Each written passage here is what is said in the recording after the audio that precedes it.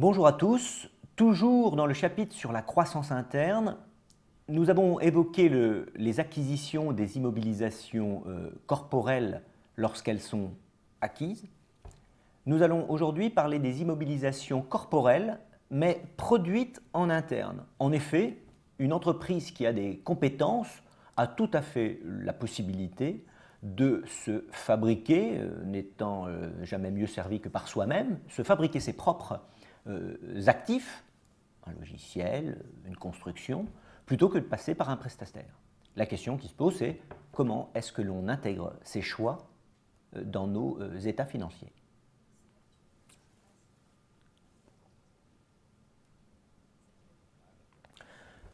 À l'identique des IMO corporelles acquises, il faut absolument créer son dossier.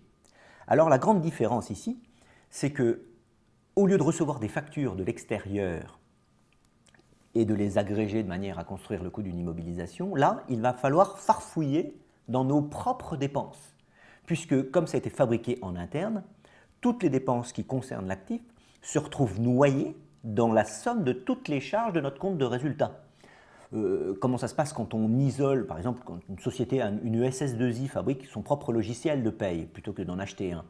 Eh bien, elle bloque une partie de ses propres ingénieurs à, je dirais, programmer le logiciel en question. Autrement dit, ces ingénieurs-là sont dans les charges de personnel. Il faut donc apprendre à isoler les charges qui ont permis, et là, il faut le faire de manière très fine, isoler les charges qui sont dédiées à l'actif en question. C'est-à-dire qu'il faut prendre ces charges, demander au contrôleur de gestion de nous assister pour savoir donner la périphérie en termes de coût de l'actif. Alors évidemment, qu'est-ce que l'on fait? On isole les charges de personnel, les ouvriers, nos ingénieurs, nos architectes, si on en dispose bien sûr. Les matières premières qui font partie de la masse des matières premières, mais que celles-ci sont dédiées à notre actif. On va même jusqu'à prendre un morceau de nos amortissements, à moins qu'on peut prendre tout si toutes nos machines ont servi qu'à ça. Mais sinon, si elles ont servi à fabriquer n'importe quoi dans l'année, y compris cet actif, il va falloir prendre une quote-part. Et ça peut même aller jusqu'à une quote-part de nos frais financiers liés à nos emprunts. Au fond, il n'y a pas de limite tant que c'est vrai, tant que ça peut être prouvé. Pourquoi je dis ça? C'est parce qu'il y a un gros risque de surévaluation de notre actif. Et vous savez que ça, c'est un risque que l'on ne doit pas courir. On n'a pas le droit de donner une valeur à nos actifs plus élevée que la réalité. C'est d'ailleurs un délit pénal que de le faire. On n'a pas le droit. Pourquoi? Parce que ça nous rend plus riches que nous le sommes réellement. Et quand on est riche, on a des prérogatives de riche, on peut emprunter plus qu'une entreprise qui n'a pas le même actif. Une fois qu'on a dit ça, c'est pas très joli de le dire, mais c'est une réalité comptable. En tout cas, on doit protéger ceux à qui on doit de l'argent.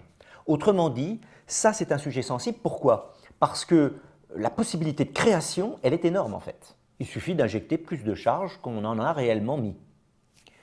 Évidemment, comptablement, il n'y a pas de différence avec les actifs acquis que les actifs produits. Une fois qu'on a cumulé non pas des factures mais des charges internes consommées, on monte notre dossier et ce dossier va se dispatcher entre les différents éléments qui subissent un amortissement différent. Une fois qu'on a fait cela, comment cela s'enregistre? Eh bien, nous avons notre dossier de facture. Je prends le même exemple que tout à l'heure, les mêmes dépenses, histoire qu'on s'étalonne sur un exemple à peu près identique. Nous avons un dossier qui fait 375 000 et là, on a le même dispatch que tout à l'heure. À la seule différence près, c'est que ce ne sont pas des prestataires externes qui nous ont fabriqué l'IMO, c'est nous qui avons fabriqué cette propre construction, avec nos propres salariés, parce que nous en avions les compétences. Nous sommes, par exemple, Bouygues Immobilier. Alors, dans ce cas-là, comment ça se passe? Alors, on a un gros problème, c'est qu'au fond, vous avez vu nos 375 000 là, ici. Ils sont là-dedans. Il faut que le contrôle de gestion nous dise, les 375 000, il y en a tant dans les matières premières, tant dans les autres charges, tant dans les impôts, tant dans les charges de personnel, etc. Il faut qu'il nous indique où c'est. On monte notre dossier.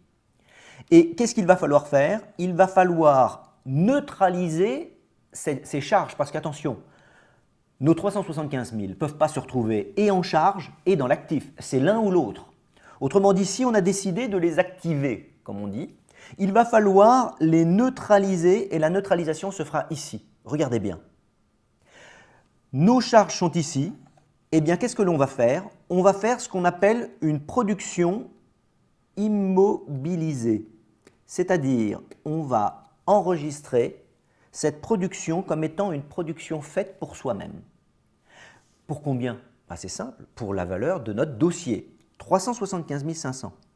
Vous voyez la neutralisation. Les 375 000 se retrouvent là-dedans, eh bien on les neutralise sur une seule ligne. À ce moment-là, les charges sont totalement soldées. Évidemment, si on fait ça, c'est parce que nous allons transférer cette production immobilisée au bilan. Et là, comment est-ce qu'on va enregistrer? Eh bien, c'est globalement simple. Cette production immobilisée va venir s'éclater selon les 3 sous-dossiers, les 3 éléments que nous avons déterminés précédemment, à savoir la façade, l'agencement et le mobilier.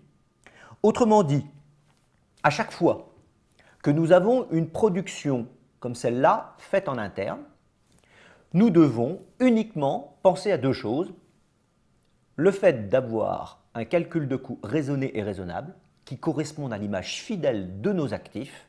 Ensuite, il faut enregistrer ce que l'on appelle une production immobilisée ou production à soi-même qui va venir neutraliser nos charges pour basculer nos charges, pour les remonter à l'actif du bilan. À ce moment-là, on se retrouve avec un actif enregistré presque comme du chiffre d'affaires à soi-même. Sauf que ce chiffre d'affaires ne se retrouvera pas dans le bénéfice parce qu'il a juste été à l'égale valeur de nos charges. Merci.